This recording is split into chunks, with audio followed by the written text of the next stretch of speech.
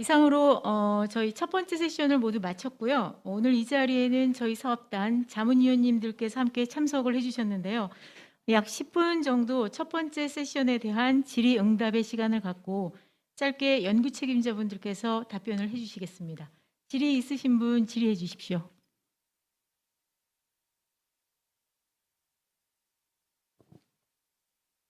마이크.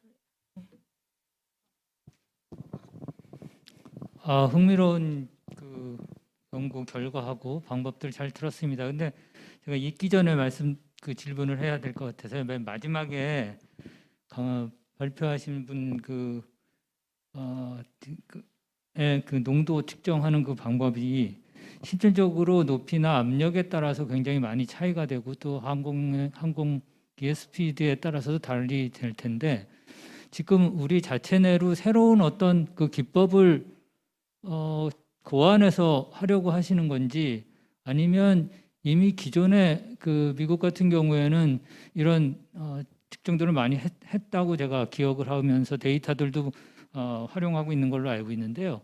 그 방법을 그대로 준용해 쓰면 어떨까 하는 생각을 한번 해봤거든요. 구태여 그렇게 할 필요가 있을까요? 하는 생각도 들고요. 물론 비행기 사이즈나 측정에 따라서 그 장비에 따라서 달라질 수가 있지만 스탠다드로 그 고도를 올라가면서 스피드를 내면서 안 내면서 하는 그런 그 실험들을 다 비슷하게 하실 것 같은데 그런 노하우를 우리가 그냥 빌려서 쓰면 안 되나요?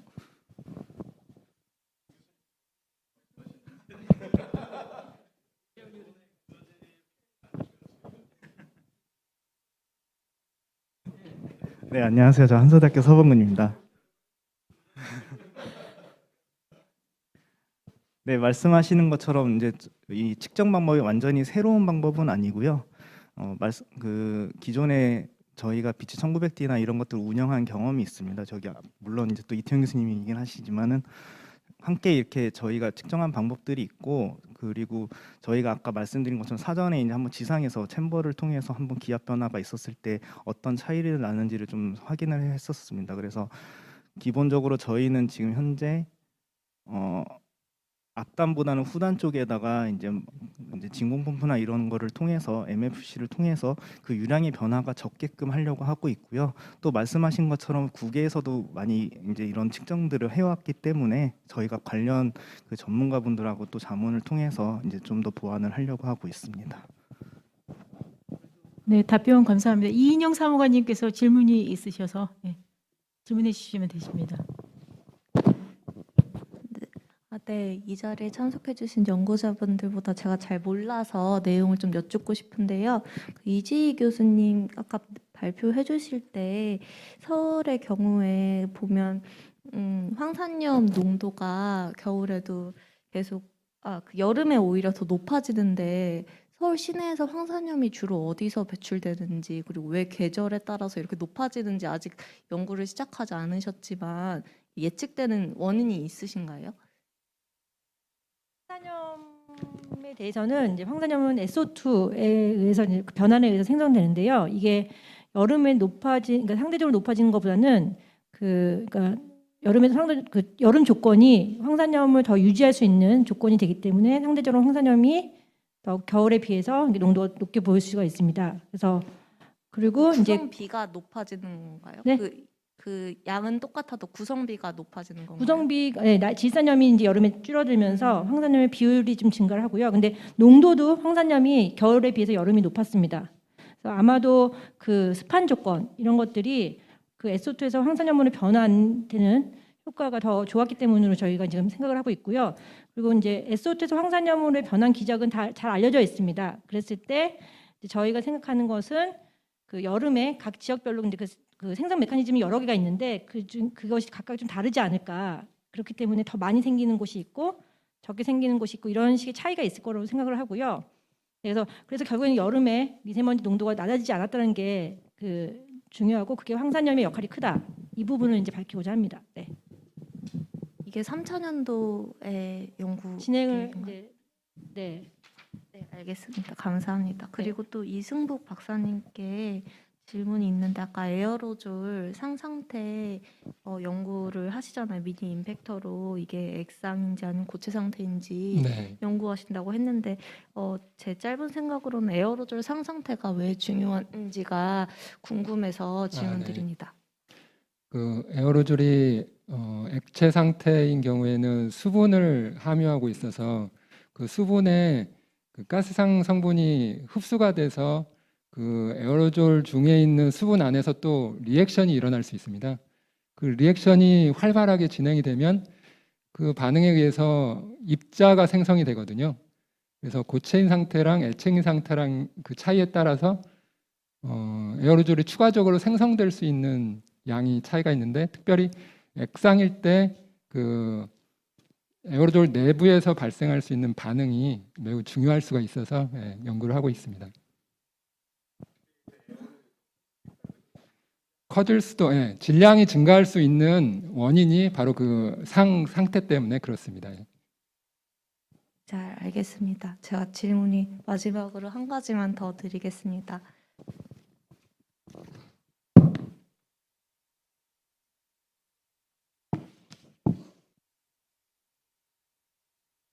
네, 이태영 교수님께서 아까 말씀하실 때 남부권의 경우에는 그 권역별 측정소는 많은데 우심 지역에는 측정소가 좀 부족하다 이렇게 말씀을 해주셨는데요. 여기서 남부권 우심 지역에서 성분, 뭐 PM, CO, SO2 등의 성분을 분석하는 거에 나아가서 추후에는 우심 지역에서 집중적으로 측정하거나 분석해야 되는 R&D 방향이 무엇이라고 생각하시는지 혹시 생각하고 계신 게 있는지 궁금합니다. 우심 지역에서 측정을 아예 안 하는 건 아니거든요. 근데 이제 국가 뭐 기준 물질이 있기 때문에 기준 물질에 따라서 뭐 BTX만 측정을 한다거나 이렇게 그 일단 제한적으로 측정을 하고 있는 걸로 알고 있어요. 그런데 이제 저희가 미세먼지 사업단에서 측정하는 거는 모든 전 VOC하고 그다음에 PM의 농도라든가 케미컬들을 다 분석을 하고 있거든요. 그래서 그런 데이터가 상대적으로 권역별에 비해서는 조금 많이 희소가 있다, 많이 있질 않다라고 말씀을 드린 거고요. 그다음에 저는 이제 제 개인적인 의견은 권역별은 이제 뭐 지방자치제라든가 여러 다른 뭐 그 대기 환경 뭐 과학원에서도 계속적으로 측정을 하고 거기도 기술도 어느 정도 수준이 많이 올라가 있거든요. 그래서 저희랑 뭐 측정하는 게 별게 그렇게 크게 다를 게 없습니다. 뭐 물론 우리가 저희가 더 측정을 하고 분석을 할 수 있는 시간이 많긴 한데 이 우심 지역 같은 경우는 조금 더 뭐 모델부터 해서 모델 검증부터 확산 모델 검증부터 그다음에 그 주변의 영향이라든가 그런 부분들을 이렇게 측정을 해서 데이터들을 확보해야 되지 않나라고 생각을 하는데 질문 내용이 뭐였었죠? 네. 제가 조금 더 부연해 설명드리면 이제 그 환경부에서는 이제 대기환경연구소가 한 지금 10개 정도 있는데 남부권 같은 경우는 광주에 있어요. 광주는 이제 대도시이기 때문에 누가 봐도 교통량에 의한 거라고 지금 쭉 측정하는데 교통량에 의한 거예요. 근데 실은 그 남부권에서 여수 광양 지역은 아시다시피 산단지이기 때문에 민원도 많고 그래서 거기가 실은 우선적으로 뭐 그런 상세 정보가 필요한데 그래서 그런 게 지금 뭐 거기는 그냥 단순히 대기 측정망 정도 뭐 이런 그 일부 측정망만 있어서 상세한 정보가 없어서 저희가 그걸 타겟으로 했고 그래서 저희 사업단에서는 이제 울산에 또 산단 지역에 거기 대기환경연구소가 있어요. 그래서 지금 울산 지역하고 광주하고 또 저희가 측정한 걸 비교를 해서 그런 결과들이 이제 좀 의미 있게 나오면 이제 광주에 있는 대기환경연구소를 굳이 광주에서 측정해야 되느냐 그러면 그걸로 좀 옮긴다든가 그런 정책적인 제안도 하고 또 이제 그 여수 광양 지역은 굉장히 항구도 있고 또 해안가이기 때문에 기상적인 요인도 굉장히 커요. 그래서 그런 부분들을 좀 전반적으로 좀 다뤄서 좀 깊이 있게 연구를 해야 되는데 그래서 지난번에 이제 그 본부처에서 항공 측정을 일부 했었어요. 그래서 이번에도 지상 측정뿐만 아니라 그 복잡한 부분에서 항공 측정까지 지금 저기 한서대에서 하는 걸 같이 해서 입체적으로 해서 상당히 그러니까 우리가 충남 지역만 너무 보고 있는데 충남 지역도 중요하지만 여수, 광양, 또 울산 뭐 이런 부분이 실은 이제 국민들이 생각하기에 당연히 산단 지역이 오르고 해서 우심 지역이라고 생각하는데 거기에 대해서 우리가 연구라든가 이런 것들이 백업이 안 되다 보니까 거기도 굉장히 이제 그 시민 단체나 이런 데서 막 이렇게 왜 그 데이터 안 내놓고 막 이렇게 그러냐 뭐 이런 부분에 대해서 이제 우리가 객관적으로 설명해 주려고 하고 있고요. 그래서 우리 공선영 박사님이 이제 좀 말씀하시겠지만 그 번역별로 우리가 이제 시범 지역으로 해가지고 전체적으로 이제 이런 관측뿐만 아니라 배출이라든가 모델, 그다음에 정책 적용 뭐 이런 걸 또 패키지로 하는데 남북공 같은 경우는 저희가 여수, 광양, 순천을 이제 타깃으로 해서 그런 거를 이제 입체적으로 하게 되면 상당히 지역의 어떤 눈높이에 맞으면서 아마 종합적으로 그 어떤 그 연구로 뒷받침할 수 있는 그런 그 결과를 얻을 수 있지 않을까 생각합니다. 예. 네.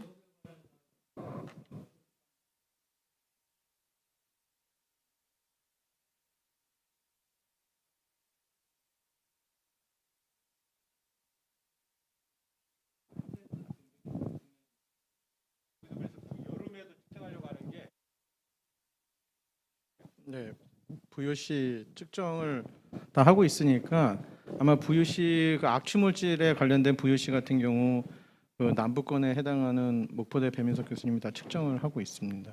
예, 그리고 참고적으로 저희가 아까 전에 5월, 6월 달에 GMAP 시작이라는 프로젝트가 항공 관측이 우심 지역이나 아니면 산업 지역이나 아니면은 바이오매스, 바이오제닉한 VOC가 나오는 도심 지역까지 다 해서 항공 관측을 합니다. 그래서 저희는 지상 관측을 하고 항공 관측에서 VOC를 측정을 하기 때문에 아마 그때 가면은 우심 지역에 대한 VOC가 더 정확하게 나오지 않을까라고 생각을 하고 있고요.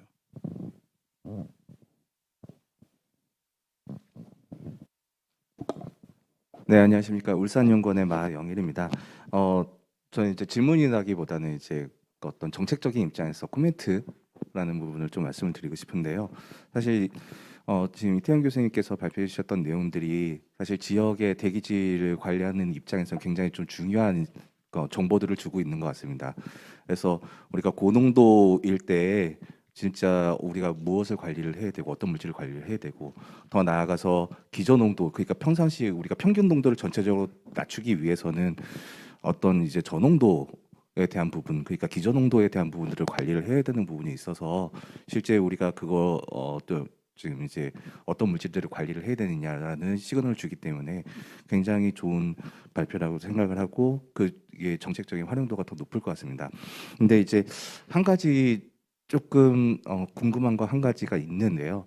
사실상 우리가 어떤 이 부분에 있어서는 이제 농도에 대한 관리도 중요하지만 사실상 건강의 위해성이라는 부분도 사실 이제 조금씩 신경을 써야 되지 않나, 패러다임을 좀 따라가야 되지 않을까라는 생각이 들고요. 그럴 때에는 사실 고농도에 노출이 되는 시간은 굉장히 짧을 수 있지만 사실 우리가 어떤 평상시의 농도 아니면 기저 농도라고 하는 부분에는 굉장히 장시간 노출이 되기 때문에 사실 이 시기에 어떤 물질들이 어떤 건강에 영향을 미치는 물질들이 있을까라는 부분을 살펴보는 것이 굉장히 또 중요한 정책적인 정보를 줄 수 있다라고 생각이 들거든요. 그래서 사실상 지금 여기 측정하시는 물질 중에서 부여된 목적별 추가 항목이라고 하는 부분 안에서 OC 안에 어떤 부가적으로 또 세부적으로 좀 특정하는 항목이 있으신지 좀 여쭤보고 싶고, 그리고 이제 우리가 VOC 안에서 사실상 그 독성이라는 측면에서 바라봤을 때 또 관리해야 되는 물질들이 있을 거기 때문에 그런 부분들을 좀 고려했을 때 어떤 정책적으로 어떤 함의나 이런 부분들을 나중에 좀 이 연구 범위가 아니라고 하더라도 제안해 주실 수 있을지 좀 여쭤보고 싶습니다. 남부권을 제외하고는 오게닉에 대한 케미컬 스피시에이션, 그러니까 유기입자에 대한 케미컬 스피시에이션은 거의 힘들다고 보시면 되고요. 그러면은 저희가 거기에 맞춰져 있는 건 아니고, 그다음인데 남부권 같은 경우는 배민석 교수님 팀에서 오게닉에 대한 그 케미컬 스피시에이션을 하고 있는 걸로 알고 있습니다. 그래서 나중에 오게닉 중에 유기입자 중에 어떤 물질들이 있는지 뭐 그런 부분들에 대한 인포메이션이 나올 수가 있고요. 그다음에 이제 독성도 굉장히 중요한 부분을 말씀을 하셨는데 독성을 측정하는 것은 또 다른 분야인 것 같아요. 저희 이 과제에서 또 따로 이렇게 만들어서 진행을 해야 될 부분들이 있어야 되는 부분들이 있는데 저희랑 같이 묶어서 하면 좋긴 좋지만은 따로 이제 독립적인 어떤 주제로 진행을 해서 저희랑 같이 협업을 하는 형식이 돼야 되지 않을까 저는 개인적으로 생각을 하고 있고, 독성을 측정하시는 분들은 뭐 세포 독성이나 뭐 저는 잘 모르지만 세포 독성이나 ROS라든가 그런 독성 쪽에 가깝게 측정하시는 분도 아마 뭐 그 광중화기원뿐만 아니라 목포대 배민석 교수님도 개인적으로 측정을 하고 있어서 그런 부분들이 필요하다고 그러면은 측정을 할 수 없는 상황은 아닙니다. 그래서 측정은 할 수는 있습니다, 사실은요. 예. 나중에 차후에 뭐 2단계에서 고려를 해보실 수도 있으실 것 같기도 하고요.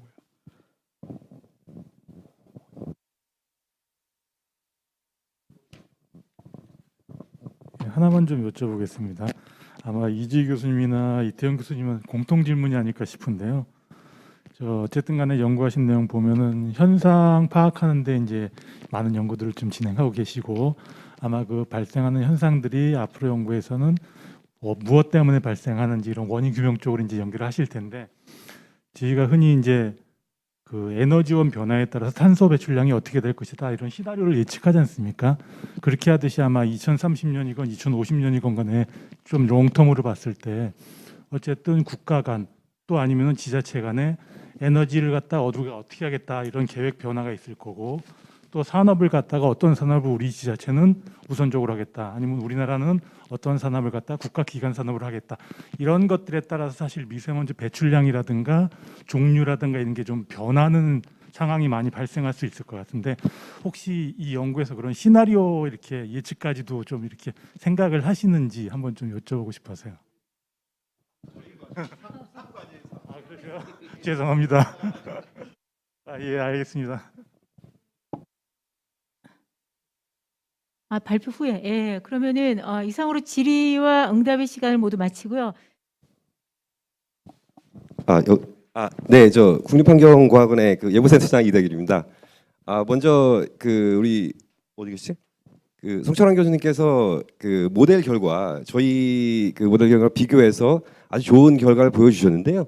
아마 1월 사례인 것 같습니다. 1월 좀 아마 우리나라의 이제 고농도가 매우 나쁨이 잘 나타나지도 않는데 이례적으로 이틀이나 나타났던 경우인데, 아마 지금 새로 개발된 한국형 모델에서 잘 모사되는 아주 저희 모델보다 월등히 좋은 그 결과를 나타내서 아주 상당히 고무적입니다. 그러니까 요 사례를 조금 말씀드리면, 아마 끝부분에 뒷부분에 저희 모델에서 좀 그러니까 좀 그 해소가 좀 빨랐고, 지금 아마 여기 한국형 모델에서는 그걸 잘 캐치를 했는데, 그거는 아마 PBL 내에서의 반응 역시 그 한국형 모델에서 잘 좀 모사를 하고 있다, 뭐 이런 좀 생각이 듭니다. 그래서 저희가 이 당시에 솔직히 저희가 그 모델 그러니까 좀 특이한 에피소드였기 때문에 끝나고 나서 요 기간 동안에 그 예보 결과에 대한 평가를 해보면 저희 한 93% 정도 나왔거든요. 그러니까 뭐냐면 모델은 그렇지 않았는데 예보관들의 경험이 더해져서 93%는 예보를 잘했습니다. 잘된 사례긴 한데 사실상 모델에서는 따라오지 못했죠. 그래서 저희가 이제 예보를 할 때 보면 예보관들의 이 주관이 얼만큼 되는 이제 주관적인 예보를 지금 해왔다면, 이 한국형 모델이 개발된다면 주관화에서 조금 더 객관 예보가 갈 수 있는 좀 계기가 마련됐다 생각합니다. 그래서 아마 그간의 연구 결과가 총 집합돼서 좀 잘 됐다는 것을 일단은 좀 해서 좀 앞으로 저희가 활용을 잘 할 수 있을 것 같다는 이런 기대가 상당히 높습니다. 그래서 일단 그거에 대해서 먼저 좀 뭐 이렇게 좀 고무적이다 이런 말씀 먼저 드리고요. 근데 다만 이제 예보관들이 이 모델을 활용하려면 이건 지금 끝나고 나서 분석을 하신 거거든요. 그러니까 예보 당시에 내가 이 모델의 결과를 얼마큼 믿느냐, 이게 상당히 중요합니다. 그런데 이 모델이 어떻게 그래서 새로운 모델 결과를 주어졌을 때 이걸 활용하느냐 안 하느냐는 예보관들이 그 모델에 대한 신뢰도를 얼마나 갖고 있느냐는 게 상당히 중요하거든요. 그렇기 때문에 그러니까 이 모델이 잘 된다는 것에 대한 좀 여러 좀 분석 자료들이 좀 예보관들에 제공되지 않으면 상당한 시간이 지나야만 이 모델이 믿고 쓸만하구나라는 게 이제 확신이 들어야만 활용되는 좀 측면들이 있거든요. 그래서 좀 앞으로 좀 이렇게 뭐 지난 고농도 사례도 그렇고 앞으로 발생된 사례에 대해서는 이 모델에 어떻게 반응을 해서 어떻게 나오는지 에피소드 분석이 좀 이루어져서 좀 그런 것들을 잘 설명해 주시면 아마 예보관들이 아마 활용도가 상당히 높아질 거라 좀 생각을 하고 있습니다. 그리고 이제 마지막 부분에서 교수님께서 말씀하신 게 이제 뭐 성과 평가에 대해서 말씀하셨는데, 아니 뭐 저희 모델과의 비교는 평가 아니고요. 원래 이제 본 사업이 시작되면서 이 한국형 모델은, 그러니까 한국형 모델을 만들자라는 게 일단 기본 취지였고요. 거기에 더해진 게 그런 것들, 그 결과를 이용해서 예보에도 활용하고 또 정책 모델링에도 활용하자, 이게 원래 취지였습니다. 그러니까 원래 취지에 맞는 목표가 성과됐는지 안 되는지, 이게 비교가 뭐 최종적으로 이루어진다 되는 것이고, 뭐 저희 모델과의 결과는 저희 모델보다는 좀 월등히 좀 좋은 결과가 나와야 된다, 좀 이렇게 생각하고 있습니다. 네, 이상입니다. 질의 있으신 분 질의해 주십시오. 네, 이인영 사무관님 질의해 주십시오. 네, 송철환 교수님 아까 말씀하실 때 기상장 ECM, WF 관련해서 기상청이랑 협력이 필요하다고 하셨는데 여기 지금 잘 안 되고 있는 이유가 혹시 뭘까요? 그러니까 제일 첫 번째 이유는 기상청이 바쁜 것 같아요.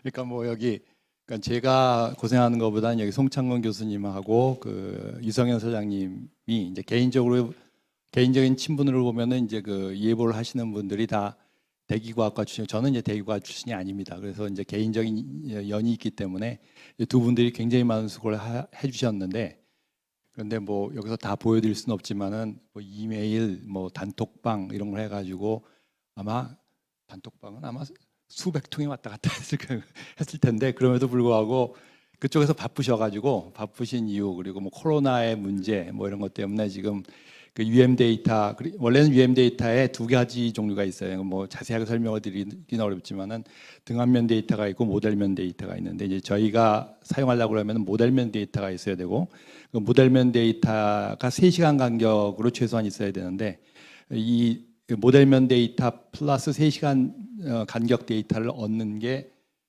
그쪽에서는 엑스트라 워크이 되는 거예요. 그러니까는 뭐 공무원들 다 뭐 생들 잘 아시겠지만 엑스트라 워크를 굉장히 싫어하죠. 예, 그래서 본인들 기상청분들 뭐 바쁘신 것도 있지만은 본인들의 특별한 엑스트라 크레딧이 없다면 그때 움직이지 않으려고 하시는 건 뭐 너무나 당연하고 뭐 이해합니다. 그래서 이제 근데 그걸 갖다가 이 R&D에서 그런 걸 3달 동안 실랑이를 해야 되느냐 하는 거에 대해서는 사실 좀 회의감이 듭니다, 사실. 예, 그게 그러니까 R&D라는 거는 기본적으로 R&D, 뭐 RNS 뭐 이런 것들은 기본적으로 뭐 기술을 개발하고 과학적으로 이런 걸 해야 되는 건데, 뭐 하다 보니까 어떻게 이 과제 자체가 이게 R&D 과제가 아니고 융역성으로 기획이 됐어요. 이제 그 부분부터 이제 사실은 저희 입장에서는 좀 이제 그렇긴 한데, 이제 그렇게 되다 보니까는 아까 말씀드렸듯이 이제 행정적인 실무에 자꾸 시간이 많이 쓰이게 되고, 거기에 모든 에너지가 소비돼야 되고,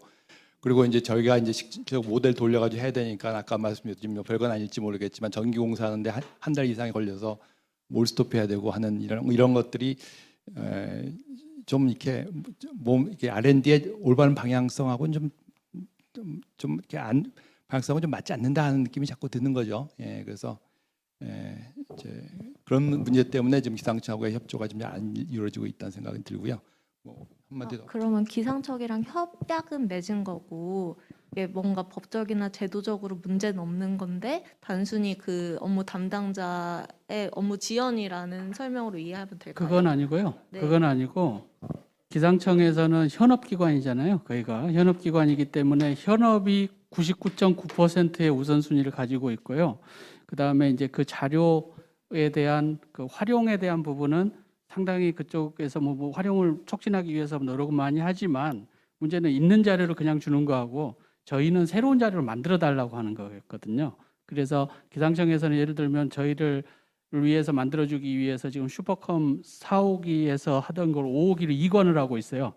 굉장히 어마어마한 작업이거든요. 그런 작업들이. 그래서 기상청에서는 이제 저희들한테 뭐 어쨌든 굉장히 국가적인 이런 중요한 사업이기 때문에 하여튼 뭐 거의 100% 지원해 준다고 보면 되겠습니다. 근데 시간이 걸리고 그다음에 뭐 어쨌든 우리 공직에 계신 분들의 우선순위라는 게 있기 때문에 그게 이제 시간이 좀 걸린다, 그런 문제가 있고, 그다음에 의사결정이 굉장히 많더라고요, 저희가. 그래서 어떤 의사결정 체계를 해야 되고, 그다음에 이제 자료를 건네주는 방식도 굉장히 또 중요하고 그래서 이걸 그 저희가 기관이 아니잖아요.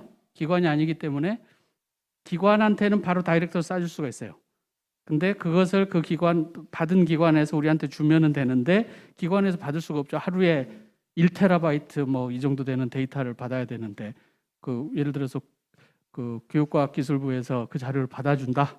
그래서 여기한테 우리한테 그 바로 두세 시간 만에 자료가 도달해야 된다라는 것을 해줄 수가 없어요. 그 기관에서. 그래서 저희가 다이렉트로 뚫기 때문에 지금 기상청에서는 그 방법을 찾느라고 저희랑 그래서 굉장히 그 뭐 그러나 지금 상당 부분 거의 완료가 돼서 그러나 시간 오래 걸렸다. 뭐 그런 말씀. 잘 알겠습니다. 네. 예, 한 분만 더 받겠습니다. 한하진 박사님.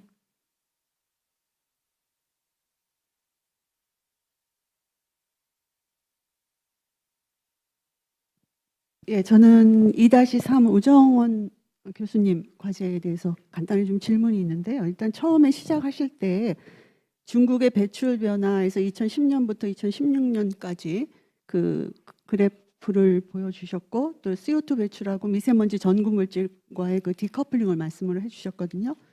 근데 보면 그 미래 배출 전망, 그러니까 1, 2차 년도 주요 성과의 미래 배출 전망 하신 거에 보면 예를 들어서 암모니아 같은 경우 중국의 암모니아 배출이 증가하는 걸로 이렇게 되어 있거든요. 근데 네. 처음에 보여주신 거에는 감소 네네. 그런 부분은 어떻게? 예, 연구의 배경 부분은 그거는 쟁 에달에 나와 있는 자료고요. 이게 버전이 가면서 이 레퍼런스가 없어진 것 같은데요. 어쨌든 이 배경 쪽에 있는 것은 저희 연구 결과가 아니라 레퍼런스에서 얻은 결과입니다. 근데 암모니아 같은 경우에는 사실은 여러 연구자들의 그 중국 배출량의 크기 그리고 배출의 어떤 패턴 변화, 그러니까 경년별 변화 이런 것들이 좀 불일치하는 면이 많고요. 톱다운하고 버텀업도 굉장히 좀 다릅니다. 근데 지금 저희가 이제 아까 그 그래프에서 보여드린 내용은 중국 그 자료를 저희가 이제 그 이아사의 게인즈 시스템하고 그다음에 IEA의 그 자료, UN 자료 이런 것들을 모아가지고 그 중국 자료랑 같이 이제 블렌딩을 한 거거든요. 근데 거기 보면 별다른 그 감축 그러니까 저감 정책이 없습니다. 암모니아는 그리고 이 기후 정책에도 거의 들어있지 않고요. 그러다 보니까 얘네들이 이제 그 어떤 곡물이라든지 그 가축의 니즈에 따라서 이렇게 올라가는 것으로 그렇게 예측이 됐습니다. 이게 이제 지금 조금 저희 이 연구 결과는 완전히 뭐 최종적인 거라고 볼 수는 없고요. 이 부분에 대해서 이제 maximum feasible reduction이라는 시나리오를 더 적용하면 이제 암모니아나 VOC에 대한 부분들도 저감하는 그런 기술이나 정책들을 집어넣어서 이제 더 추가적인 저감을 할 수가 있습니다. 이거는 중간 정도 시나리오고요. current legislation이라서 현재 정책 시나리오입니다. 사실 현재 정책에는 별로 들어있지 않더라고요. 네. 암모니아. 예, 알겠습니다. 네네. 네, 마영일 박사님. 예. 네, 지금 그 발표해 주신 모든 발표자분들께 감사의 말씀 그리고 여기에서 나온 결과들이 진짜 많은 활용도가 있을 거라고 생각이 됩니다. 특히 저는 이제 지역에 있는 정책연구원에서 연구를 진행하는 사람이다 보니까 사실 이제 지금 공성용 박사님하고 그다음에 김성태 박사님께서 발표해 주신 이 시스템, 램프 시스템에 대한 부분에 대한 기대가 굉장히 큰데요. 한 가지 좀 말씀을 드리면 뭐 그 전에 다른 자리에서도 말씀을 드렸고 또 이제 이미 계획을 하고 계시겠지만 사실상 이 그 시스템의 가장 중요한 부분은 엔드 유저가 얼마만큼 이거를 활용을 하느냐가 가장 중요한 부분이 될 것 같습니다. 그렇기 때문에 그 엔드 유저들이 원하는 그런 수요들을 얼마만큼 또 충실히 담아가느냐가 하나의 중요한 어떤 성과가 되지 않을까라는 생각이 들어서요. 그 부분에 대한 어떤 그 많은 이제 회의나 이런 부분들 아니면 의견 수렴 과정을 거쳐서 그게 어떻게 반영이 됐는지 그런 것들을 보여주시면 아마 어떤 이제 사업단 입장에서도 굉장히 큰 그런 좀 이게 도움이 되는 그런 결과가 나올 수 있을 것 같습니다.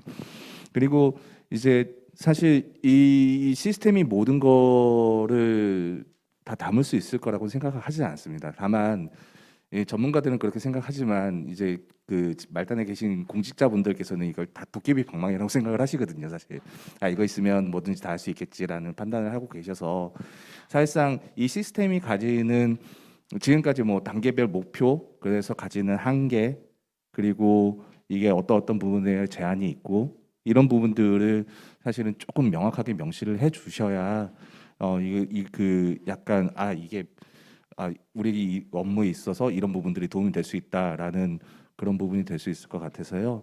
어떤 그런 내용들은 한번 조금 명시를 해주시면 어떨까라는 생각을 해봤습니다.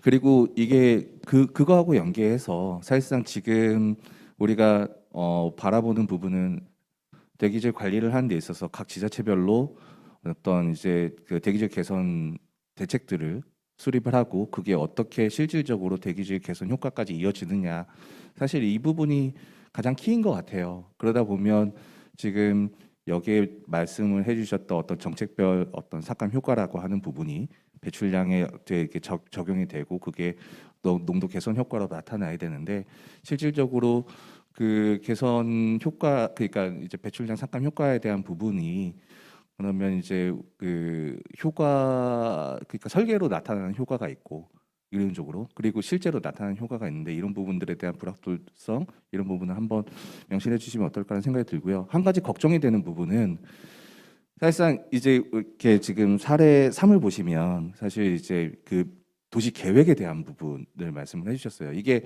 사실 지자체 입장에서는 굉장히 중요한 부분이긴 하지만 사실상 이게 도시 계획이 이루어지는 단계에서 뭔가를 얘기를 하면 이게 어느 단계에서 이거를 활용을 할 것이냐에 따라서 사실은 이 얘기하는 우리가 도출해야 되는 과정들이 뭐 굉장히 달라지거든요. 그러니까 우리가 어느 규모로 그냥 이렇게 하고자 한다라고 하면은 계략적인 어떤 결과가 나와야 되지만 어떤 이제 계획이 어느 정도 그 윤곽이 나오고 나면 더 디테일한 결과들이 나와야 되기 때문에 그런 부분들이 어느 단계에서 할 것인지에 대한 그런 어떤 컨셉을 갖고 설계를 해 나가셔야 될 것 같은데 그 부분은 어떻게 가지고 계신지 좀 궁금한 그런 부분이 있습니다. 왜냐하면 이게 결국에는 그 도시 계획이 뭐 100만 원 건설이다라고 하면은 인구가 얼마나 유입이 되고 그에 따라서 교통량이 어떻게 변화가 되고 그 교통량은 이제 도로의 상황이라든가 이런 부분들에 다 또 영향을 미치고 이런 부분들이 있기 때문에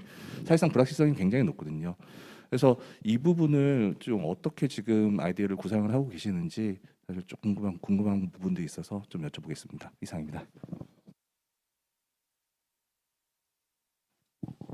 예, 제가 간단하게 말씀드리겠습니다. 일단은 저기 앞에 말씀하신 것, 뭐 실제 엔드 유저와의 그 대화, 소통 뭐 이런 것들은 계획이 돼 있고 앞으로도 또 진행을 할 거고요. 그래서 그 수요를 일단 가능한 반영하려고 하고 있고요. 그다음에 뭐 램프의 한계라든지 제약이라든지 이런 부분들은 같이 이야기하면서 정리를 뭐 당연히 해야 될 것 같고.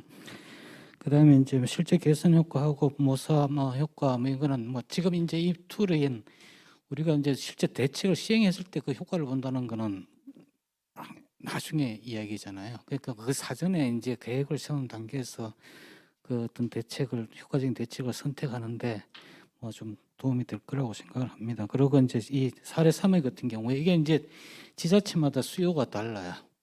이런 경우를 강력히 이제 요구하는 데는 나름대로 이제 이런 시스템에 대해서 조금 이렇게 경험도 있고 인지도가 있는 수도권 쪽에서는 이런 용으로도 뭐 이렇게 이 활용이 됐기로 강력하게 원한다. 뭐 이런 이제 수요가 있고 아까 우리 김선태 박사님 말씀하신 대로 또 어떤 지방에 이제 그 처음으로 이제 권역 관리가 이제 적용되는 지방 쪽에서 보는 이런 경험이 없기 때문에 이런 부분이 좀 어렵기도 할 거라는 생각을 합니다. 근데 지금 이제 저희들의 시작은 그 나중에 뭐 톤은 조정을 좀 하더라도 저희들 시작은 일단 그 이 수도권에서 권역 관리의 대기 관리의 경험이 많은 쪽에서 수요로 하는 그런 수요들, 이런 수요들을 가지고 한번 진행을 하면 나중에 사실은 이제 이런 것들이 그 지방에서도 그런 것들을 할 수 있는 역량이 되면 같이 하면 되고 아니면 뭐 이 부분을 꼭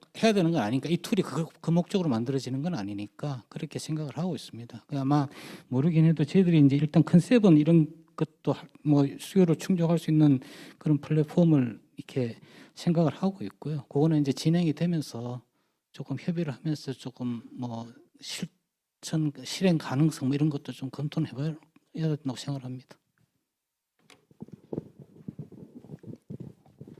다음 분 질의해 주실 분 있으면 한 분만 더 받겠습니다.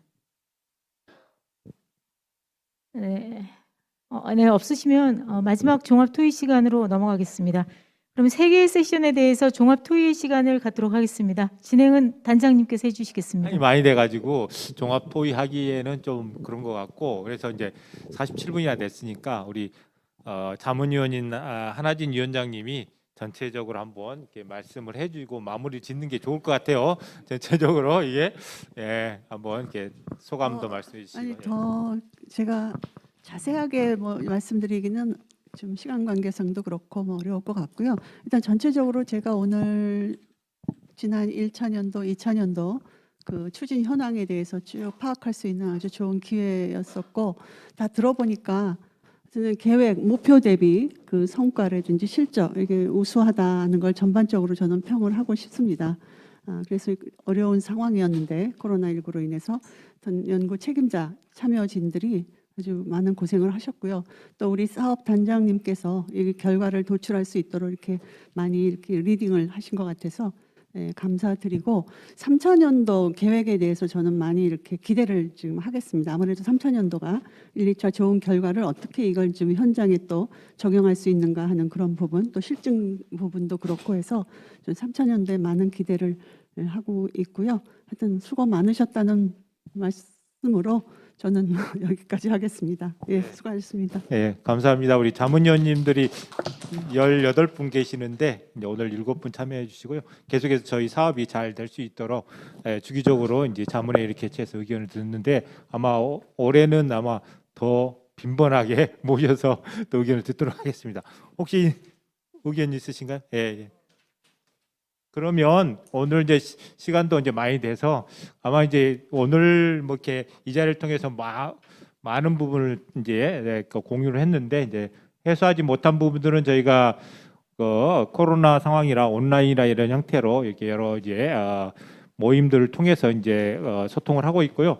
내년에는 이제 저희가 온라인이 아니라 이렇게 많은 분들을 모시고 이렇게 현장에서 조금 더 다양한 성과들을 보여주면서 저희가 소통하는 그런 자리를 마련하는 걸 이제 목표로 이제 올 한 해 열심히 또 이렇게 저희 많은 연구 하시는 분들이 제일 힘드시지만 또 연구하시는 분 외에 저희 사업단에 이렇게 아까 우리 마영임 박사님처럼 참여하지 않으신 분들이 외부에서도 많이 또 도와주고 계십니다. 그래서 아마 이 프로젝트는 뭐 저희가 대기 또는 정책 관련되시는 분들이 거의 합심을 해서 이게 하는 프로젝트라고 이해해 주시면 좋을 것 같습니다. 그럼 오늘 그 2차 온라인 추진이랑 공유회를 이것으로 마치도록 하겠습니다. 예, 감사합니다. 예.